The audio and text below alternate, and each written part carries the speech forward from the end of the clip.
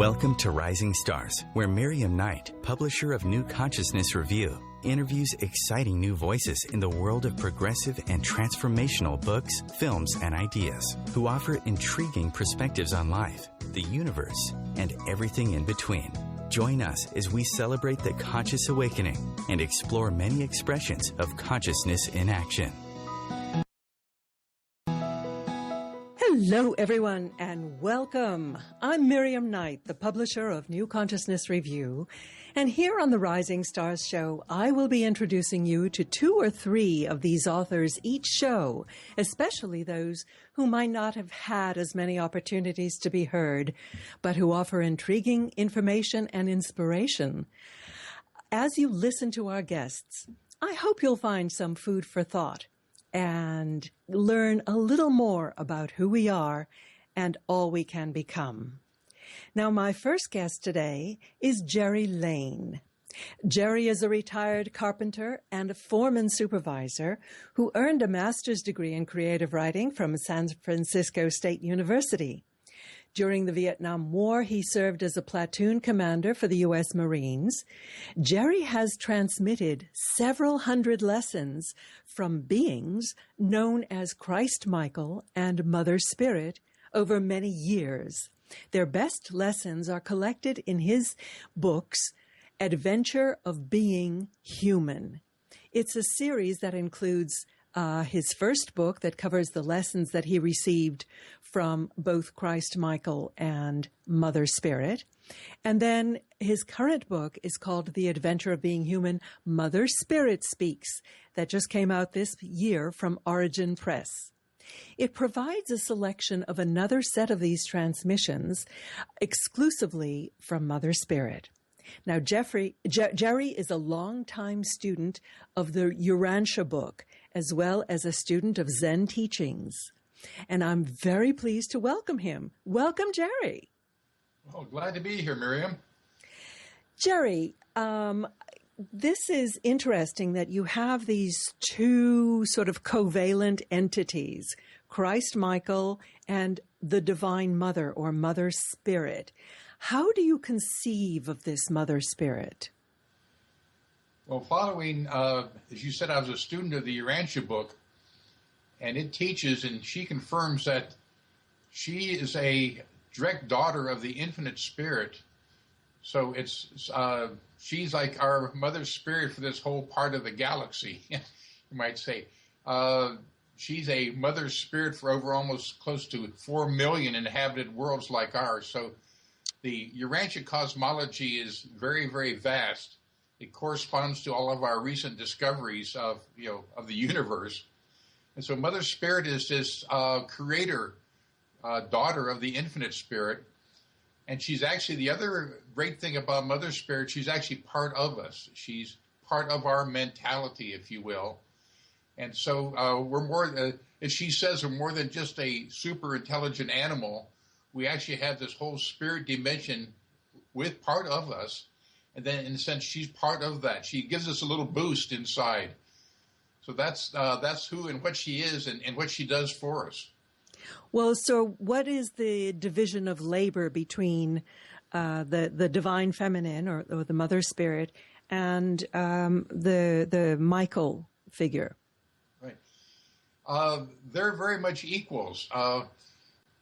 Michael is a creator son of both God the Father, God the Son, the first 2 personalities of deity. Then Mother Spirit is part of is a daughter of the Infinite Spirit. So she kind of completes the Trinity? A kind of a Father Spirit, and Mother Spirit is the female aspect. And since she's behind all of the female aspects of deity that all the world's religions have had forever. Well, it's interesting that the 2 tend to complement each other. So reading your book, I get the feeling that the male side, the Michael side, is more concerned with order and progression of evolution and so on, whereas the Mother Spirit seems to me to be more, you said in the book that she's in charge of creating angels and creating, the material form here. Yes, she's very much the origin of life on our planet and a number of other planets. So life as we know it, our physical form, comes very directly from her. And as you noted, she's also the mother of a whole host of celestial personalities. And again, this is something that within the Urantia book, there's several chapters on her, hundreds of pages. And for myself personally, I've been transmitting her for over 10 years. And there is a website called TM Archives, the teaching mission. I'm part of that. And the archives has over about 150 to 200 of the lessons that I've transmitted. And also, if your listeners want to go to TM Archives, they can actually hear me transmitting her. There's a lot of audio files there, about 100 or so. They can actually hear me just personally transmitting Mother Spirit. Well, I'm curious, Jerry, you say that you're a retired carpenter and you were in the military, and now you're focusing on your writing. How did you begin to transmit these celestial beings? Well, I was a student of the Urantia book for about 40 years or so, and then about 18, 20 years ago, our little study group, all over the world, there's just study groups of the Urantia book. We heard that in some of these Urantia study groups, people were receiving messages from the spiritual beings. And so we invited someone come out from St. Louis called Donna D'Angelo. She has her own website called Center for Christ Consciousness. And I literally sat right by her side almost every week for 4 years.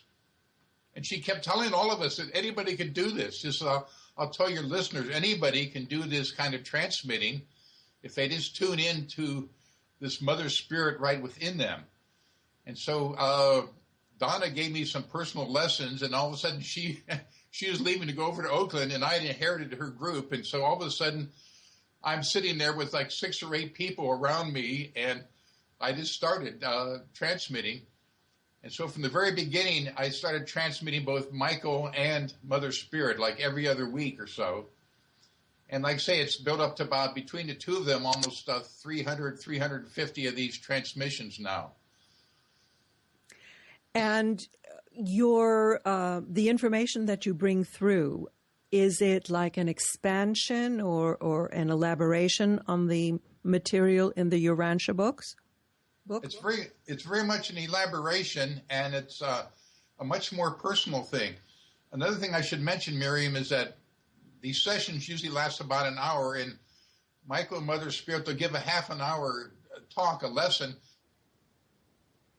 and then the rest of it is questions and answers. So I'll tease your listeners with the idea that if you had a question to ask Mother Spirit, what would that be? What is it that you really don't know? You know you're not going to play games here, but you don't know, but you would really love to know and have this opportunity to ask her. So I'm envisioning maybe the third book of this series that comes out, The Adventure of Being Human, will be just that, all these answers that she's given to questions that have come up over the years. Well, I have a question that you can transmit the next time you're in contact. I was reading your book, and aside from Mother Spirit herself, every other figure in the book is male. How come? Well, that's the first book you're talking about. The first book, The Adventure of Being Human. Excuse me. In this very first book, it was about equal, Michael and her. Now, the second book that I'm talking about today, The Adventure of Being Human, Part 2, is exclusively Mother Spirit, because we felt that with Michael, Christ Michael, there's been so much written about him the last 2,000 years since he was here as Jesus. We would devote an entire book just to Mother Spirit. So in this second book, The Adventure of Being Human 2, is strictly Mother Spirit. Yes, I appreciate that. But when you look through the transmissions, and then you look at you have a very helpful appendix with an explanation of all the different personalities.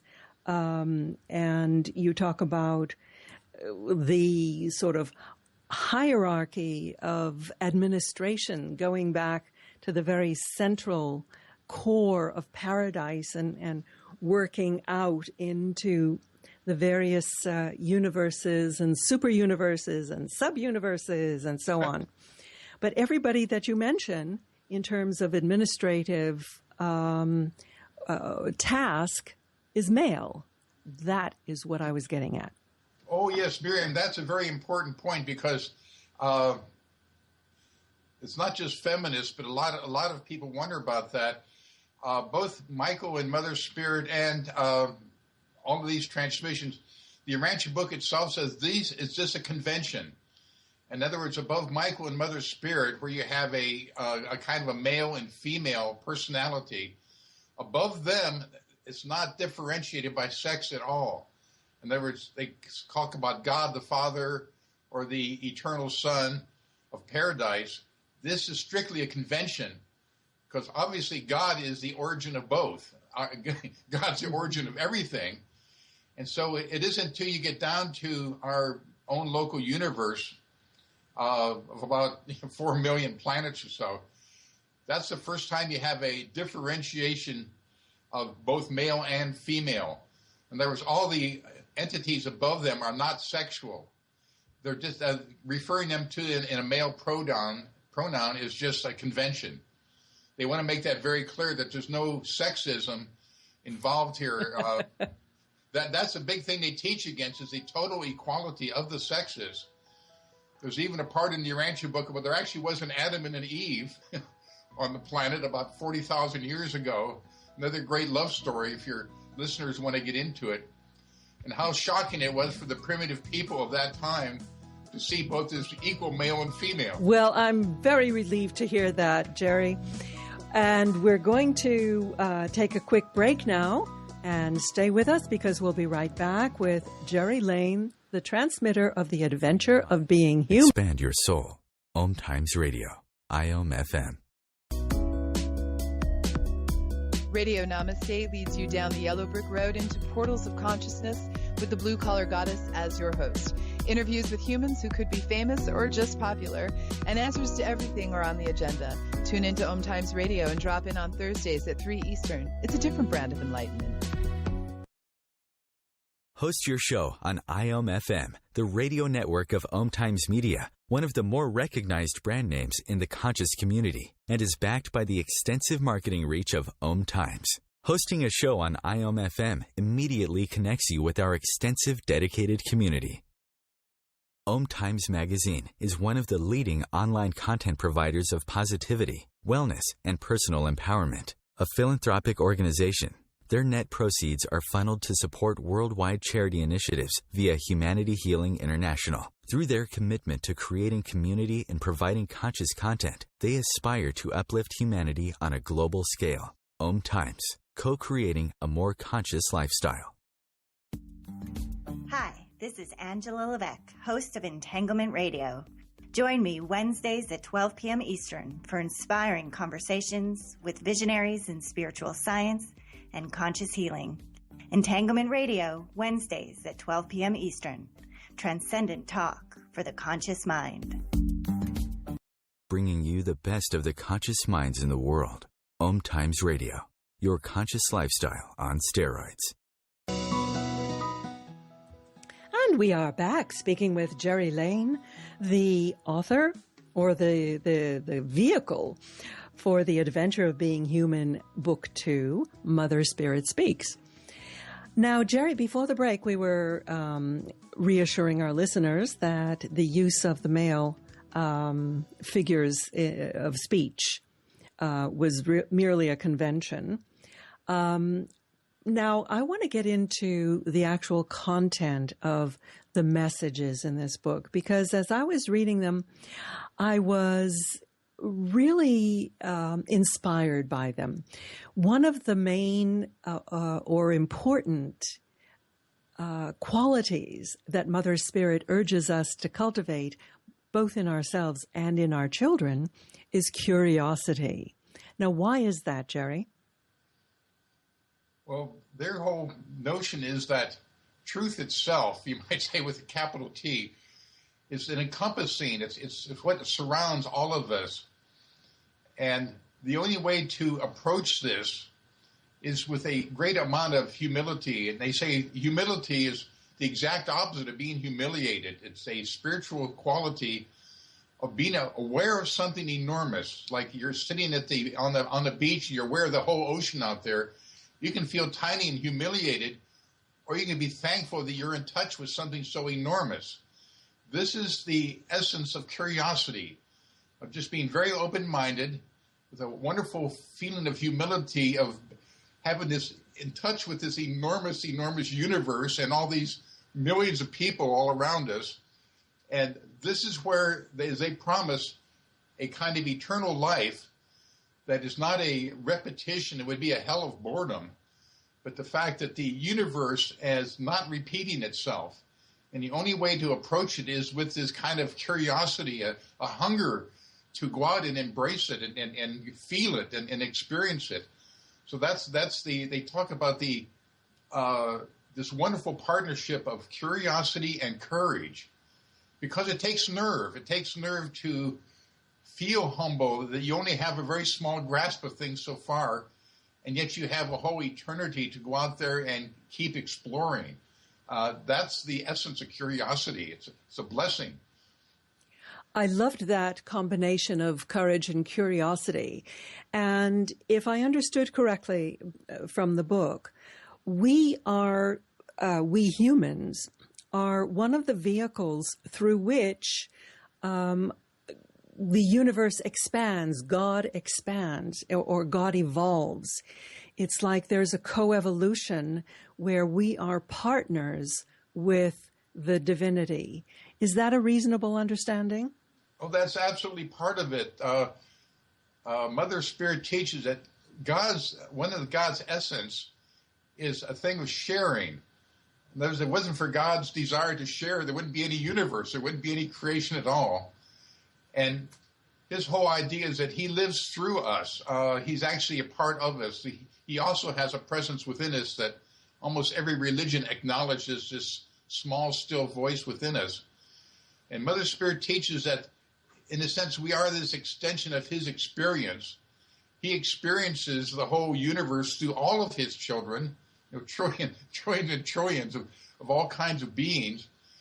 This is, in a sense, what he wants to do. And also he shares his creativity with us, because we are actually spiritual beings who are kind of co-creating our own reality. So as we have our own subjective inner reality in relationship to everything, we share that with him right inside of us. Now, Urantia is the name for our planet Earth. Yes. And we are part of a universe and a system of planets that is under the aegis of the Christ Michael figure. And Mother Spirit, right. And Mother Spirit. And it really, the creation of this universe really was a collaborative effort of the male and female spirits coming together.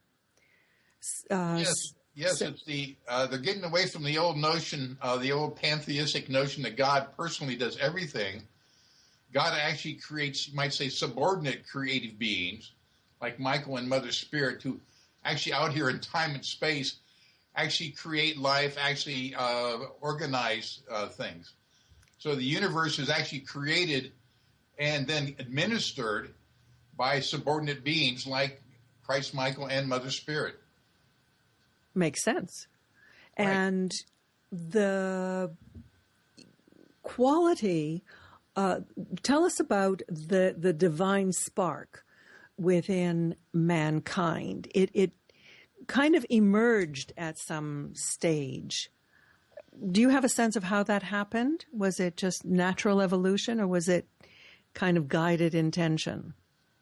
Well, it's very intentional because Mother Spirit teaches we actually have three great spiritual influences right within us. We have her presence. We also have Christ Michael. Remember Jesus, as he mentioned to all of his followers, that his spirit of truth would come to live within us. So we have his spirit of truth within us. We also have a presence of God within us. But it's the very essence of spirit to let their children, us, to let us alone in one way. In other words, we actually have to ask for help. They're not intrusive at all in our life. They're there. They're actually augmenting and helping us, expand our lives, but they're not at all intrusive. And so they say this is the essence of being a good parent. You're there to back up your children, but you let them have their own life. You're not intruding and making them live for you.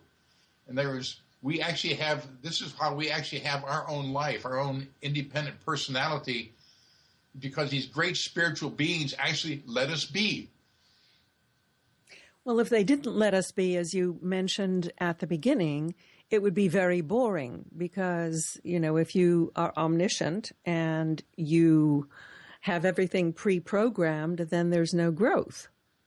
Well, there's no surprise in it. Well, they also teach that there is no, their omniscience does not extend, in other words, to all these beings. They give a relative degree of freedom. The very fact that we're free, the future has not happened yet, even for God. Because in other words, God actually lets us be, lets a whole universe of personal beings, gives them their freedom. He sets up certain parameters for us. We can't fly like birds, so we have to invent airplanes. But to a large degree, the future has not happened yet. The future is actually open for all of us, because we are also, God shares his creativity with us. And so to a large degree, we are co-creating, you might say, our own future. That's the extent of our freedom, if we only realize it. What happened on the timeline in the 1980s? Well, it's going back.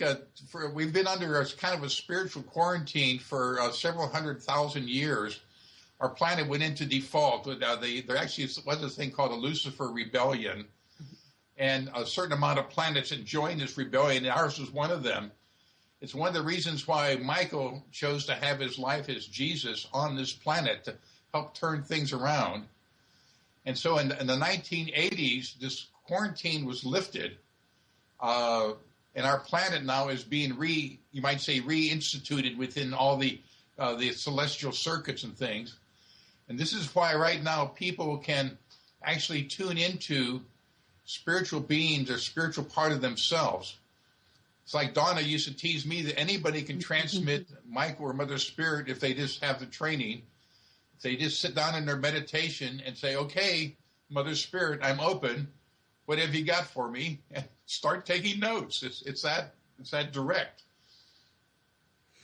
And a lot of people are doing that, in fact. Certainly. Exactly. From the stacks of books surrounding me. And I wonder, what was the thing that gave you confidence that you were, in fact, channeling these entities? Why was it just because it sounded very much like what your mentor was doing? Because I know a lot of people, when they're developing their intuitive gifts, have this worry that it's their imagination, they're making it up. What gave you the confidence? I think, Miriam, this is where you put your finger right on it. This is the very first thing that occurred to me is, how do I know this isn't just what I think it should be? The only thing I can assure your listeners is that I myself know for myself I can't be so positive. That's the most remarkable thing about Michael and Mother Spirit. From their standpoint, from their viewpoint, from their point of view, I can't begin to create that, especially when I have like 5 or 6 people sitting around me. It's not like I'm hearing a voice in my mind and then repeating it. It's too instantaneous for that. Mm-hmm. And it's entering a space where the difficulty of transmitting is you have to be comfortable with not knowing what's coming next, because it's not coming from your own personality, like my conversation with you now. And also at the end of these transmissions, I have very little memory of what they were. So fortunately, I record them, and then I have help transmitting them. So, transcribing them, so you can actually read all these things if you go to that TM archives. So it's something that it's unmistakable once you do it, is that you have something coming through you. You cannot anticipate it. Mm-hmm. If you even start to anticipate it, it just stops. And when you actually read the books, one is really impressed with the depth of wisdom and the feeling that really comes through that you resonate with. So, Jerry, what is next for you? Well, like I say, I continue doing this work. Once a month, I have a light line teleconference. And what's the website where people can join that or listen to it? No, it's a teleconference. It's you call a number. Yeah, but they have to find out where it is. So. Oh yeah, well, excuse me. Yes, thank you for mentioning. My website is called evolvingsouls.org. Is it evolving-souls or just evolving souls? Evolving, actually a little dash in evolving-souls.org. And once they go there, they can, all this information is there, especially for this light line teleconference I do once a month. And then I have a group that meets here. We're taking off for the summer, but I have a group here that meets in my home.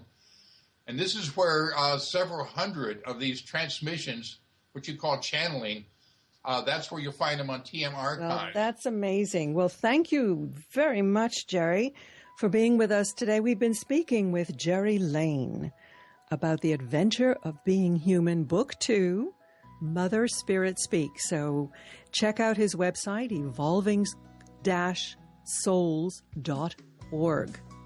And I want you to stay with us because we're going to be back shortly with our next guest.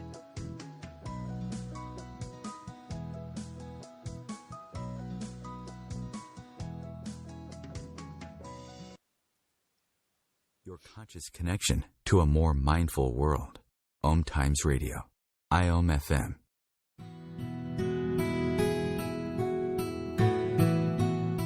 If you've ever said, I do want it all. I do want happiness. I do want love. And I do desire the happily ever after fairy tale life, then this show is for you. Join me, Dana Nicole Brandon, for my internationally acclaimed show, Bridal Talk Radio, every Tuesday at 6 p.m. Pacific Time, where I'll bring you the top experts in the fields of communication, money, relationships, finance, pleasure, play, travel, sexuality, parenting, real estate, adventure, comfort, care, passion, and love. Being a radio host on IOM FM allows you to build your show on a rich platform with the power of the internet to fulfill your outreach goals and connect with a very specialized and global online audience, unlimited by time and distance. Om Times Radio will provide you with web relevance, a recognizable conscious brand, and with the standard of excellence that has accompanied every single Om Times endeavor. Host your show with Om Times Radio Network. Have you ever wondered how to change your love paradigm? The secret key is finding a love partnership, not just a regular connection. How do you find these? Through conscious relationships. Ascending Hearts Dating is a dating site for people like you that believes in second chances and a different type of spiritual connection. Try Ascending Hearts for free today at ascendinghearts.com and change your love paradigm. Ascending Hearts, the premier dating community for the spiritually awake. The truth is, you can't change the world if you're broke. I know, I tried. Isn't it time you turned your life's calling into a profitable, freedom-based business?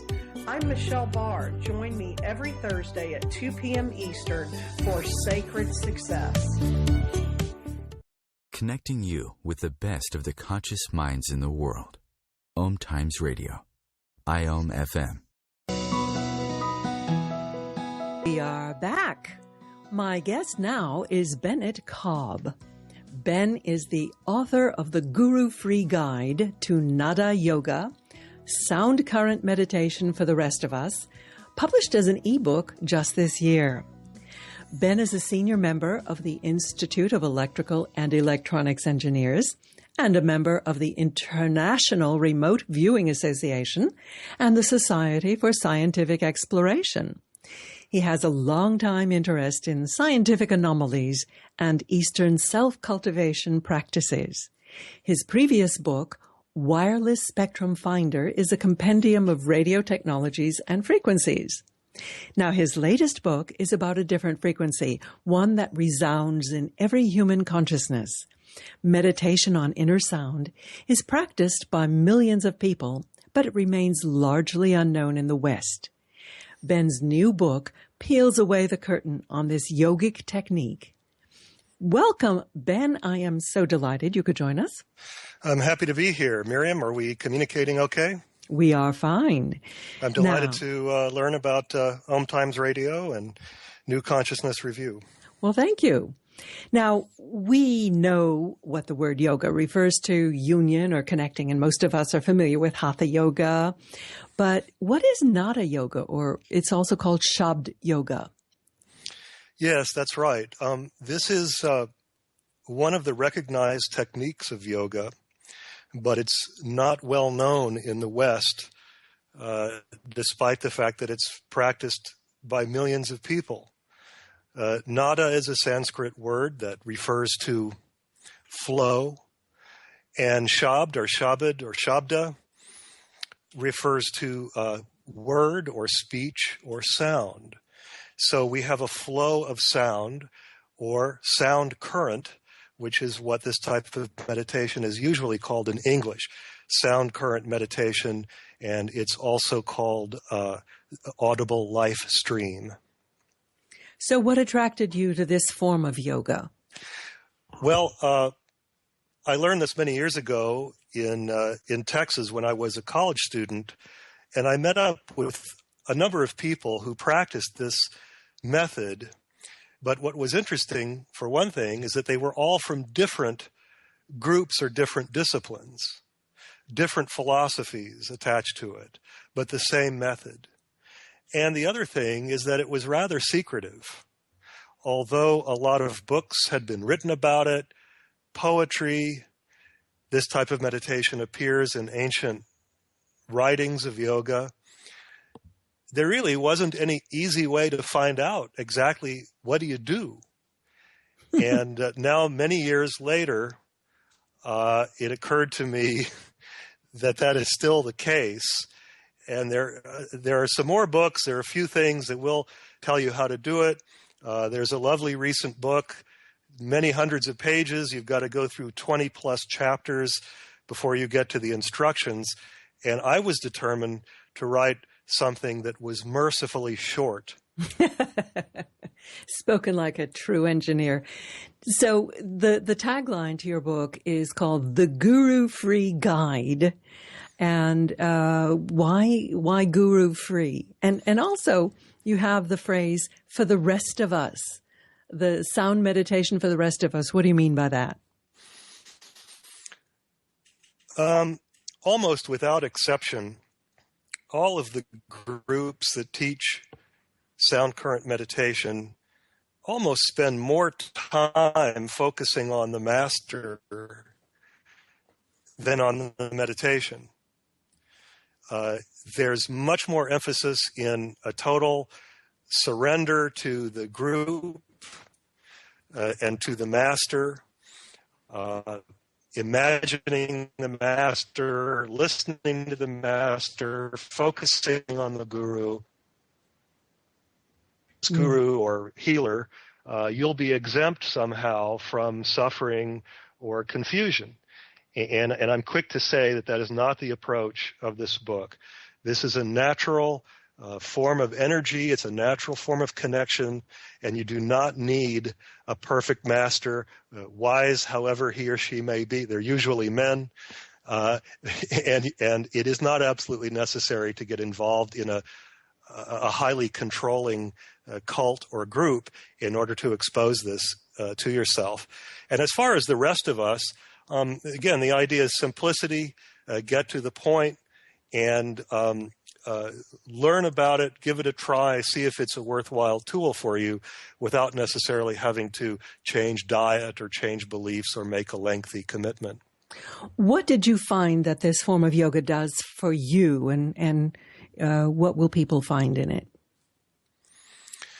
I'm continually amazed by and humbled having found this.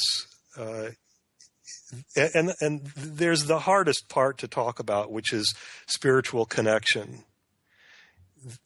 It's one thing to theorize that we're something more than material ingredients walking around, but it's another thing to feel and experience it. So for me, the key to it is this refreshment, renewal, spiritual connection that can be renewed. That's the number one thing that I get out of it. In addition to that, it did improve my grades when I was a college student.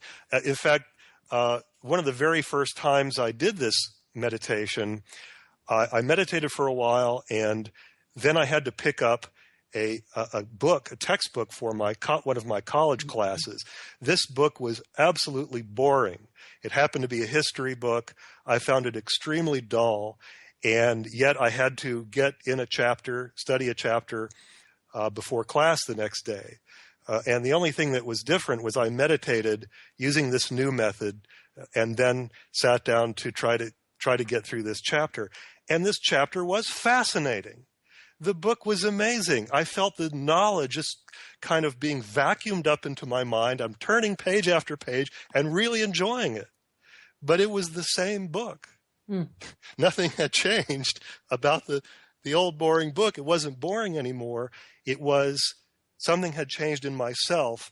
There's a kind of a light that goes on, or an energy that one takes on, and that can help in comprehension. It can help a person be more the person they want to be, and this is what I have found, in addition to the different experiences and effects that are outlined in the book. Having read the book, I was amused that first, upon understanding that you listen to the sounds in your head, you block your ears and listen intently to the sounds inside your head, I was thinking, well, this sounds like tinnitus, which I have anyway. And then your next chapter was, no, this is not tinnitus. So tell us a little, describe it. How does it work? Well, the technique of sound current meditation does begin with and is essentially very close attention and close absorption in inner sound, a specific inner sound, which is what people start with. And most people have had experience of a tone, an inner tone, usually on the right side of the head, the right ear, perhaps. And this tone can lead to additional sounds and additional experiences. And it's always seemed funny to me that in all the ancient writings about this, and the newer writings by the many, many gurus who teach this, they never talk about tinnitus, also called tinnitus. And so there is one book written by a guru who teaches this, who is also a medical doctor. And he basically says the medical profession has this thing all wrong. He calls the sound current a long-distance call to your greater being. Now, this is not to play down the fact that some people have an annoying and disabling condition of tinnitus that they try to get medical treatment for. And perhaps this is not the meditation for them, although I have also heard that some people who do have medically diagnosed tinnitus have actually found it, recovered from it by practicing the methods of sound current meditation. So just to finish on that, medical science still does not really understand what the source of the sound is. For a while, they thought it was malfunctioning cells in the hearing mechanism. However, it's been shown again and again that people with normal hearing, a large percentage of the population with normal hearing, can hear this interior tone. And so I think that it's partly physical, partly physiological, and partly more than physical. Just like human consciousness is partly physical, it's part of the body and the brain. But those of us who are in the new consciousness field know that consciousness is much more than the physical, and that we might even be able to get along without the physical one day, but still remain conscious. So listening to the sound current develops spiritual connection, very tangible experiences of energy flow, especially in the spine, in the energy channels in the spine. It can have a powerful effect, positive effect on dreams, as well as lead to extraordinary experiences like celestial music, transcendental music, and out-of-body experiences. And it is so easy to do. Tell me, Ben, what is your website? The website for the book is www.soundcurrent.info. That's one word, soundcurrent.info. And the book is available through Amazon, Apple iBooks, and the other sources. It is an ebook, and again, it's called The Guru Free Guide to Nada Yoga, Sound Current Meditation for the Rest of Us by Bennett Kobb. Ben, I'm so glad you could be with us today, and I really enjoyed your book, and I recommend it to our listeners. So thank you, Ben. Thank you so much for having me. It's been a real pleasure. And I hope you will stay with us for our last guest. We will be right back after these messages.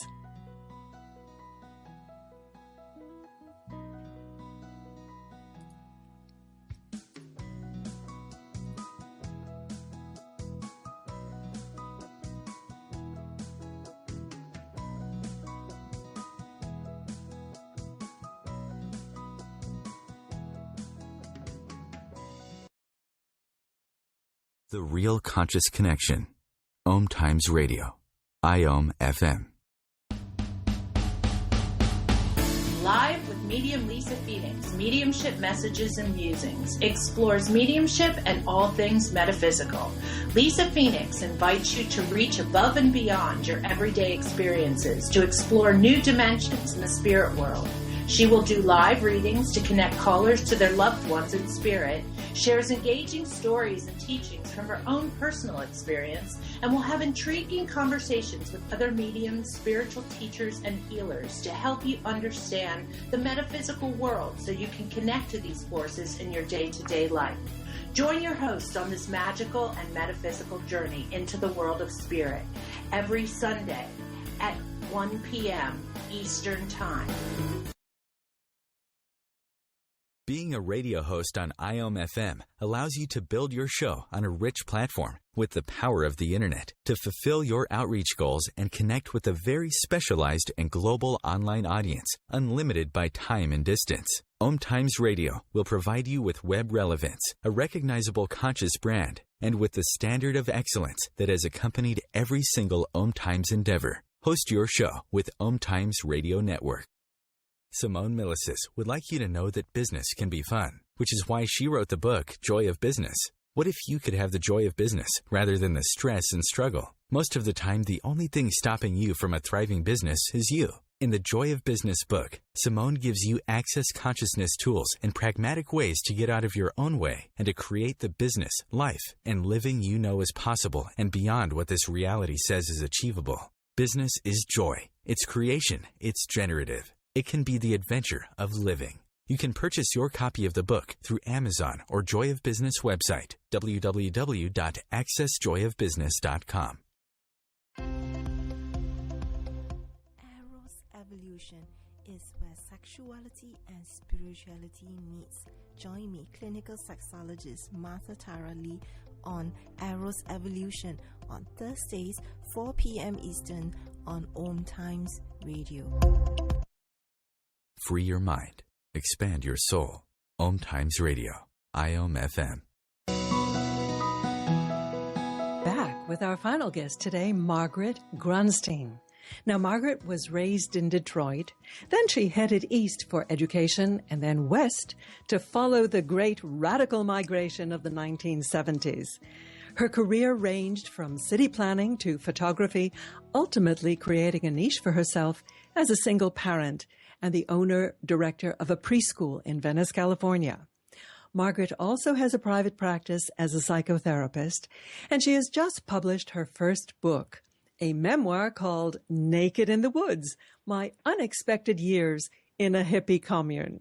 Welcome, Margaret. Thank you. I'm happy to be here. Now, Margaret, those were interesting years, and you went to the woods to escape some of the patriarchal expectations imposed by society.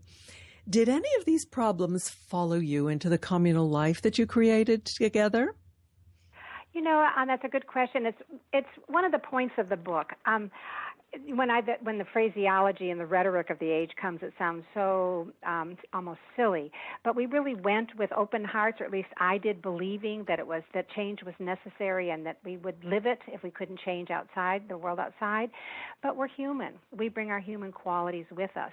And although it was a glorious time for me and a wonderful experiment, certainly, we went back to the woods. We all of a sudden, ultimately, we were a land that had no running water, no electricity, no utilities whatsoever, and male skills were needed. So here we were, new feminists, the women, and we found ourselves, in mid-19th century technology, where we were dependent on men to chop down the trees or wield some of the heavy equipment. And yes, and money followed us. All the issues of larger society followed us, and we struggled, sometimes successfully and sometimes not, as we wrestled with them. Well, you came to the woods of Oregon, God bless Oregon, and you were creating this little utopia. Did you actually find what you were hoping for? I don't think I found what I was hoping for, but I found something just as good and probably more realistic. I went with, I was young. The times were just a spectacularly specific point in American history. And so this is also a historic document, one woman's story. And I kind of followed my husband. I wasn't quite sure what we were going to do, and there were many steps to the process. We were a very loosely organized commune, that there were a lot of artists and architects and a lot of egos. No one was going to listen to one dominant voice, so we weren't followers of a guru or anything like that. I found the glory of stepping away from a highly focused life of achievement. Not that it isn't internal to me and that I haven't come back to it, but I came back to it voluntarily.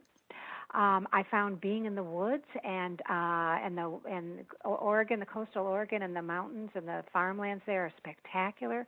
So to live daily on that basis with that beauty in my life. I found discovering gardening, living intimately with other people, and the joy of that. So there were many things I looked for that I got, but not necessarily in ways I expected, and that they follow through with me to this day and inform what I do now. Do you think this was just a moment in time coming after the 60s and the sort of love revolution? Do you think it has any resonance today? Oh, yes. Well, first, everything comes out of the past and feeds the future. I read books, Helen and Scott Nearing, who in the 40s and 50s had their own little communal situation in the Northeast on the land. Both my daughters live in Portland. I visit Detroit. I visit other cities. I talk to people.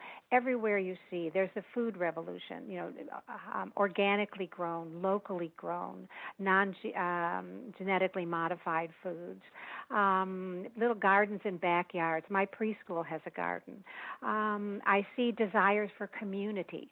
I see desires for and there's that longing for community is universal, and that longing to be part of something bigger than ourselves where we feel we're connected to some larger good.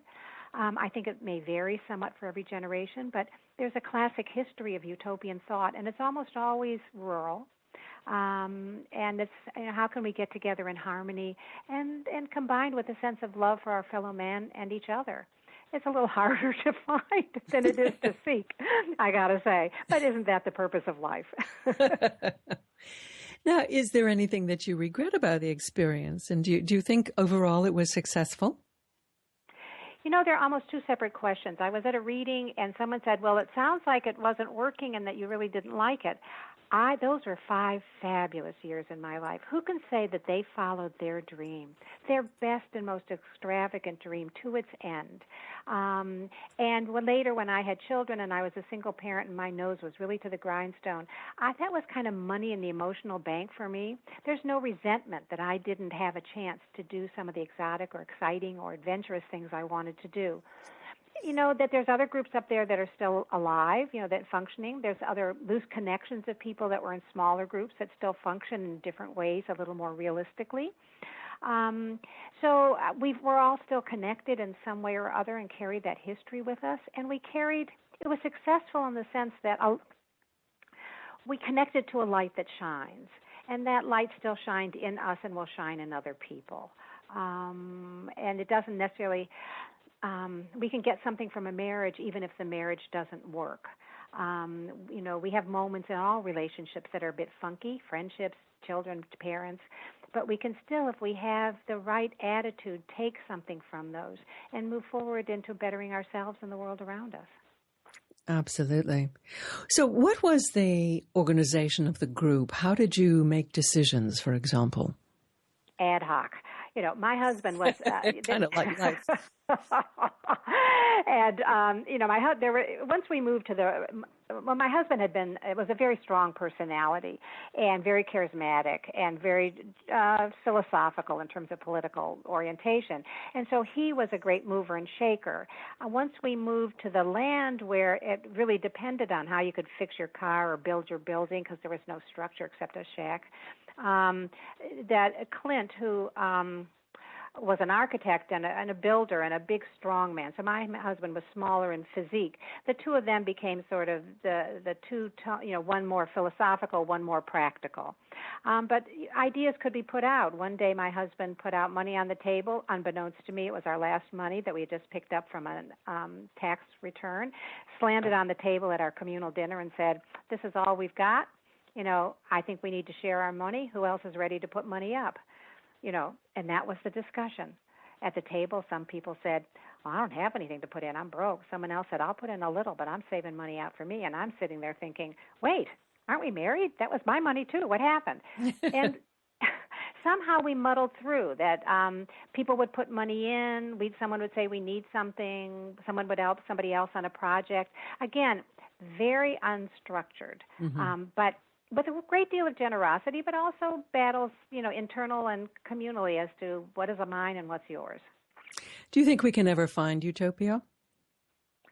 I think we only find it inside ourselves, and we find it in moments in life, and we find it if we're inclined to look for it and want to appreciate what's given to us on a day-by-day basis.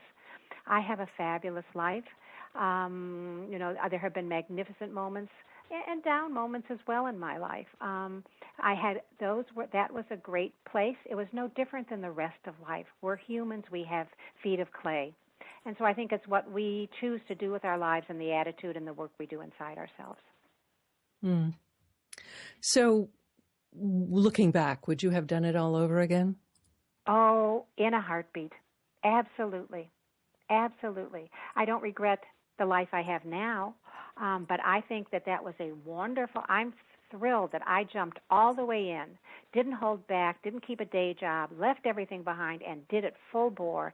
And it was just a wonderful adventure that was fun, opened me up, expanded me past boundaries that had been created and I had created for myself.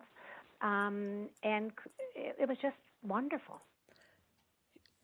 So you chose the title Naked in the Woods. I take it thereby hangs a tale? Yes and no. It's a little, catching the most exotic.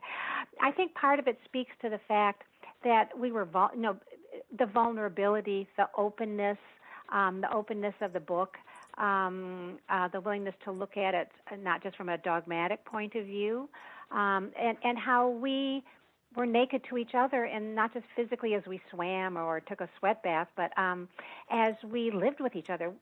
When you live together, even if you're not intimately involved physically, sexually, you get to know each other. You get to know each other's ups and downs, and how we work together and where we forgive each other and where we don't.